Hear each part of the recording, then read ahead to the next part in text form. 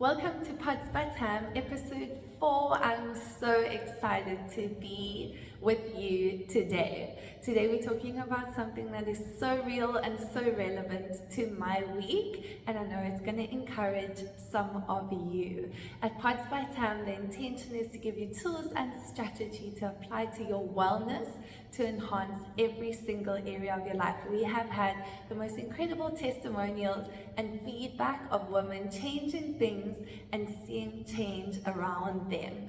This topic specifically and everything that I share with you does not come from a place of knowing better than you do, but it comes from a place of being intentional about every single mood, emotion, feeling, strategy, and the way that I do life, and seeing victory in that intentionality. The health and the happiness that I have is no gift to me, it's a gift that I would love to give to you if you're just willing to do the work and see your life change in the direction that you choose. So today we're going to be talking about turning your bad days into your best days, which sounds so super far-fetched. And let me tell you, I have had days where I've woken up going, this is not good. It doesn't feel good. I'm not excited. I'm not expectant for this day. And the day has dished me the exact hand that I knew was coming my way. But I have also had days when I have applied intentionality and seen those days readily turn around. So knowing that this was the topic of the week, yesterday for some strange reason, unbeknown to me, that's the best, when we just say, I'm not in a great mood today, but the worst thing is I don't even know why. Well, I was dished one of those days yesterday. And the way that I love to do things is to apply these tools to secure the truth that they work in your life and in my life, and then bring it to you firsthand. So that's what we're doing today. So if you have one of those days, this is a strategy that you can keep in mind for when those days pop up, and it happens more often than we hope and more often than we expect. But I want to tell you that you don't have to carry that mood throughout the day. So when you wake up in the morning, we kind of know, we just know. Sometimes it's because of a feeling we have inside of us, sometimes it's because of the mood we took to bed with us, sometimes it's because of what we have in our schedule for the day, and we know it's not those things that excite us. And we wake up, and you know what, the first sign is when you snooze that alarm, the second sign is when you hesitate getting up, and the third sign is when you can't get your foot onto that floor and you just can't get yourself going. So this is some of the strategy, because I want you to not be okay with writing off an entire day. A lot of Pods by Tama, what we do in our ministry is about not wasting of the valuable thing called time. And you know, a bad day and a bad mood can rob you of an entire 24 hours in your life, and I encourage you to not ever be okay with that. So the first thing you do when you wake up is actually acknowledge your feelings, because they matter. So we can override those feelings altogether and go into autopilot and put a fake smile on our dial, but we don't want to live from a place of pretense. We want to live from a place of truth. We don't want to become robotic, because that is common out there. But we want to actually deal with those things, because remember, whatever you're suppressing is growing into something bigger. So it's important that you acknowledge those feelings, and if you can, identify where they come from. And if there's something that you can do to authentically resolve what's producing those feelings, that's your first priority. Say, for example, you have a conversation that needs to be had with someone, or a resolution that needs to be a priority in a relationship. Say, for example, you have a task that you keep procrastinating around, but you're carrying it day in and day out. That is your first priority, because that can completely dissolve the negative feelings that you're having. So that becomes your number one priority for the day. So no, you're not going to do that at 5 a.m. when your alarm's just gone off, but you're going to go, before I go about my day, this is my first priority, and when I go to bed tonight, this is going to be done. I've seen so many people lose entire seasons in their life because they're not prepared to deal with the things that need to be dealt with or have the hard conversations. I'm a conflict avoider, so I know firsthand what that does to you, but I also know you know that quote that says, if it robs you of your peace, it's too expensive, and because of that, I have those hard conversations. I also know that when I go to bed at night, I sleep with my own conscience, and that means everything that needs to be resolved needs to be resolved. So you make those things your priority for the day, and all of a sudden, you spend your morning routine cultivating the courage, bravery, confidence that you need to have those hard conversations or do those hard things that need to be done. The second thing is you start your day well, and this goes all the way back to the power of a morning routine.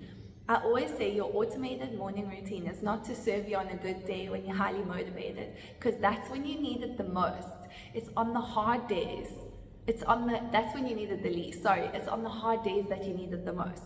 That you need your morning routine, the one that empowers you, the step by step that lifts you up into the role that you need to take on for the day. And I know there's people that rush around, that run late, that are frantic, that get out the door and have left 5 things behind. Why do I know that? Because I used to be that person. But because I have automated my morning routine, I go through that hour of preparation for the day with a pace that sets me up for a win and with confidence. And when I walk out the door, I'm ready for whatever the day is going to dish me. So make sure your morning routine is solid. And this takes time. And also don't search on Pinterest, download morning routine and then tick, tick, tick. Why? Because you are unique. What you love matters. What you create empowers you. So I want to encourage you to do the hard work to create a morning routine that prioritizes the things that are a priority for you. I know my best friend, she shares with me deeply what a morning looks like. And she knows it has to be slow and it has to have no rush and no fast expectation, and it has to have less rather than more, to get her to get going for the day. So my routine looks very different. It's like boom, boom, boom, boom, boom, boom, boom, boom, and then I've got that adrenaline, I've got that energy, I'm good to go. So just honor your authenticity. It's you that makes you you, and you're in control of you. And as soon as you give someone else that role in your life to lead you every single step of the way, rather than encourage you to do the hard work, you're disempowering yourself. And you're giving your power to someone else. So you take it, you create a morning routine, and you trust that you know best, because you're your greatest guide. Okay, number 3, list your gratitudes. So for me, this doesn't look like taking out a journal, taking out a pen, jotting down a list of gratitudes. This for me is a posture of gratitude. It's something I wish I could say I maintain on a daily basis, even though I know I do have a grateful heart. It is something that you can actually sit and take stock of your life. Just be like, I've been so blessed with. And it's always something different for me. Sometimes it's what's inside of me. A passion, compassion, like a love and a confidence to do what I think matters. So things inside of me, sometimes it's around me, sometimes it's relational. I've been blessed with people that cheer me on, that rally for me, that believe in me. I've been blessed with a family that believe in encouraging and lifting each other up, whatever it is. And then sometimes it's material things, but whatever you do, don't limit it to material things.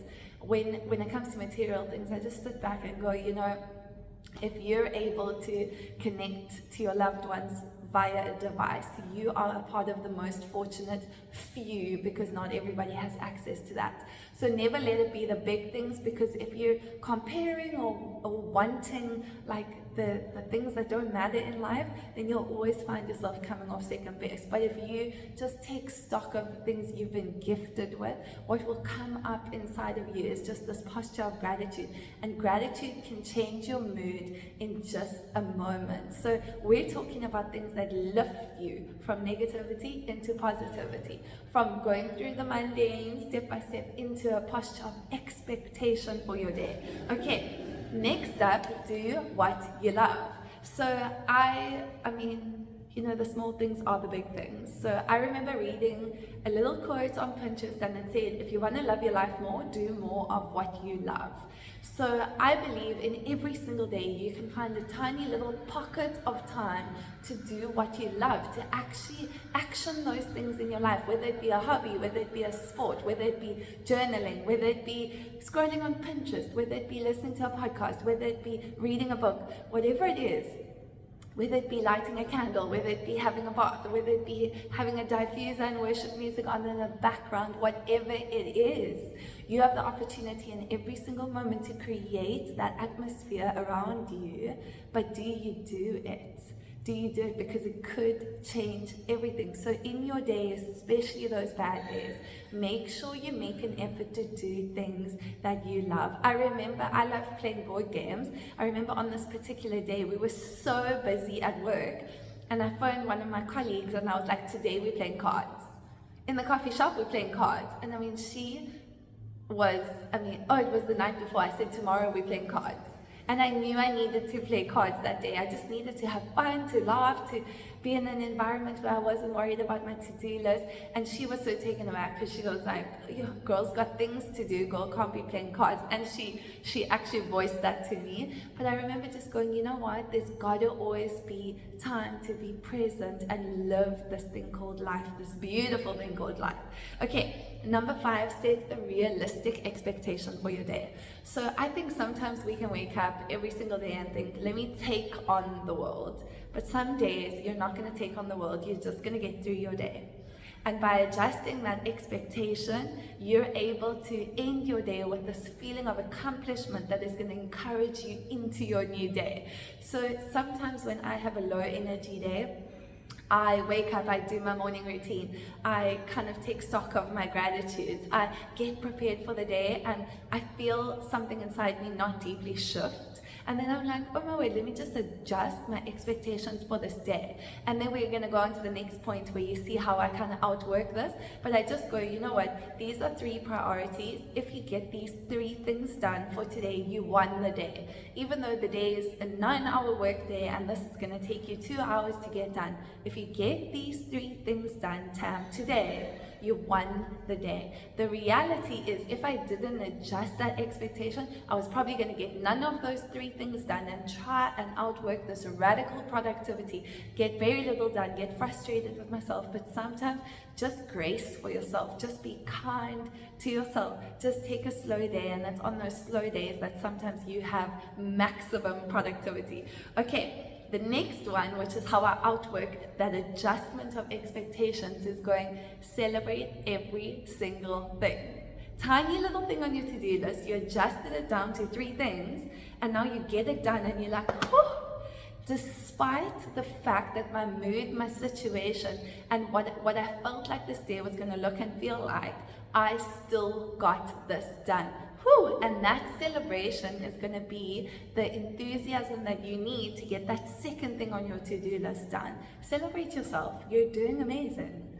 Remember, women, we're navigating so many roles: career, managing a house, managing relationships, managing friendships and expectations, family expectations, and maybe even a mother to children, trying to keep a plant alive, trying to get your dog's walks done. Whatever it is you're doing a lot. Start to celebrate what you're doing and stop just comparing yourself from where you want to be. And I'm telling you now, it's that celebration that will keep you loving life, keep you putting one foot in front of the other in the right direction. Okay, nearly there. Next one. Make sure there's self-care in your night routine. So now you've gone about this day, adjusted your expectations, cultivated this enthusiasm to get things done, and you get to the end of the day, and it's so important because you don't know what tomorrow is going to hold, but the reality is you're busy shifting something inside of you. So when you do your night routine, just fill it with self-care. With self-care, even if it's your pace, so just slowing things down, even if it's dimming the lights, even if it's lighting a candle, even if it's jotting something down in your journal, even if it's tidying. I find tidying so therapeutic, sorting things so therapeutic. Whatever it is, even if it's reading motivational quotes on Pinterest, laying and soaking in an Epsom bath, absolute fave on my list of winding down for the day. Whatever it is, just make sure that you wrap up that day with like filling your own cup, so that when you wake up the next morning, your cup is full. And the last thing I want to end with today is a quote that says, a bad day is not a bad life. So just that mood, that moment, that downward feeling that you have, just know this is just something that is very much a part of life. It's not something that anybody has an immunity to. I have a very, very positive outlook on life. So when those feelings come, I just feel like they're so out of character. I feel like they're not welcome. I want to like beat myself up, and I did for a really long time. For a long time, I also try to override that feeling and just go into, automated mode, smile on your dial, fake it till you make it. And life's not about that, because you can't fake it at the expense of you. So on those days, give yourself the care, the love, the grace to actually fill your cup and do everything from an authentic place. But your bad days, your bad moods, those negative feelings do not need to rule you, because you absolutely are blessed with enough to overcome all of those feelings and still finish your day and go, sure, I did good, and tomorrow's gonna be a good day. Thank you so much for spending this time with me. I love what we get to do together. That's episode 4, and I can't wait to see you same time, same place next week. Have a wonderful week.